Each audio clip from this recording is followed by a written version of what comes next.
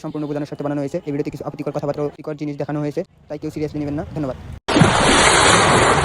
কিরে মরবার চাস এই ঠান্ডার মধ্যে? হাতুর পাড়া রস তুই এই ঠান্ডার মধ্যে মরবার চাস? পানির জাপ দাস তুই? ছুঁয়ে গেছে গা। ওই চুপ, কান্দিস না। শালা অসভ্য খাচ্চুন্নি মাগি আমার ছুঁয়ে গেছে গা। আরে গেলায় বাপের টাই ফুড়ানি দেয়, আমার মাল রে নিয়ে গেছে গা। শালা দুঃখের ঠেলায় ভালো করে কান্দা পারি না ঘর। যখনই ভালো করে কানবার নই উম্মুরা থেকে মা কয় ওই শিগগির ঘর থেকে বাইরে। যাচ্ছি।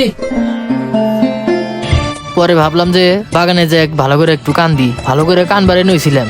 তখনই পাড়ার মানুষে শালা মানে বাং খায় আছে।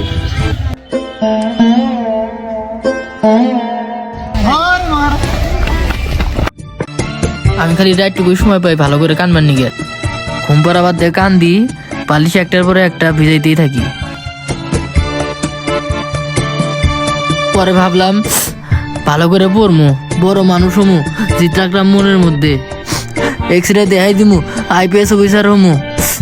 বই খুলে দেখলাম যে ঠিক আছে।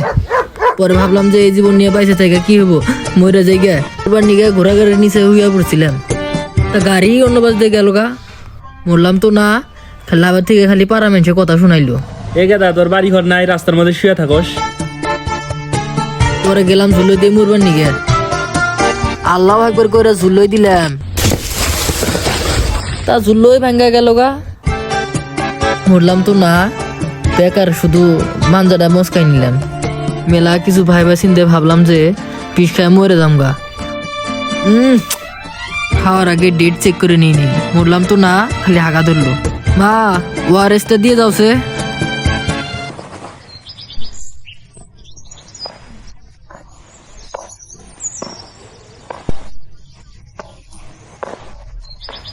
এটা নিয়ে তুই মরবার চাস? তুই বললি কি হবো? হ্যাঁ তুই তুই আফসোস করবার পারে। তোর কি আরো মনে হয় যে ও তোর কাছে ঘুরে আবো?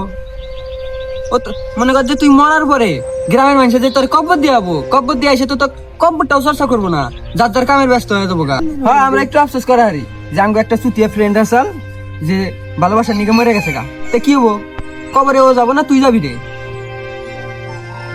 তুই হয়তো ভাবতি আসা যে তুই মরার পরে ও তোর প্রতি আকর্ষণ কাজ করবো বা মনে হবো যে আমার নিকে তুই মরে গেছে গা। আসলে এসব কিছুই হবো না। ও আর জামাইয়ের সাথে কিন্তু ঠিকই সংসার করবো, সুখে শান্তিতে বসবাস ঠিকই করবো। মনে কর মাঝখান থেকে তুই খালি কবরে যাবি, কবরের আযাব তুই বহাবি, ও না। ওর তো মনেও থাকবো না যে কোনোদিন নূর নামের কেউ তার জীবনে যে আসিল এটা তার মনেই থাকতো না। আমার একটা সময় আছে যে সময় আমি যদি সামান্য একটু দুঃখ পাইছি তাও আমার এক্সে কান্দে দিচ্ছি। আমার এক্সে যখন আমার ছুঁয়ে গেছে গা, আমি যতদূর চেষ্টা করছি আরে আনার জন্য, কিন্তু আহে নাই। আল্লাহর কাছে দোয়া করে পর্যন্ত কাঁদছি যেন আল্লাহ আমার এক্সরে ফিরাই দেয়।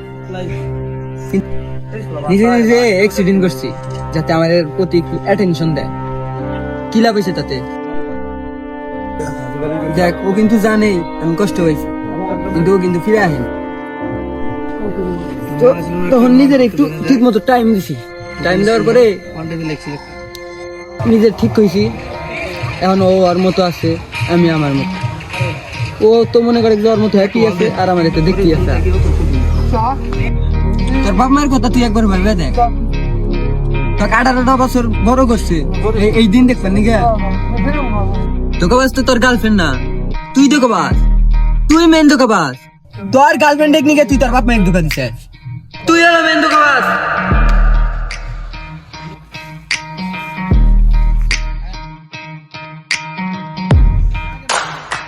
এখন তাহলে আমি কি করবো? আরে পাগলটাই কর যেটা সবাই করে। আরে মরা না, লাইফটা চেঞ্জ কর, পরিবর্তন হ। তুই তোর এক্সরে দেখা দে, তোর দ্বারাও যে কিছু হয় এটা দেখা দে।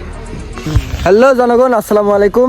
ভিডিওটা ভালো লাগবার পারে আবার নাও লাগবার পারে, তো এই এপিসোডটা যদি কারো ভালো লাগে থাকে তাহলে ফটাফট লাইক কমেন্ট শেয়ার করবেন, আর বিশেষ করে একটি লাইক কমপ্লিট করবেন, যেটা আঙ্গো বর্তমান স্বপ্ন। তো কথা এটা না, কথা হলো পেজ 2 নিয়ে কাজ চলতেছে, কিছুদিনের মধ্যে হয়তো বা পেজ 2 চলে আসবে। পেজ 1-এর মধ্যে তো দেখলে নিজে মাত্র হচ্ছে আপনার কয়জন, 3 জন, আর পেজ 2 থেকে লোক বাড়া শুরু করবে। সবাই দেখতে থাকুন।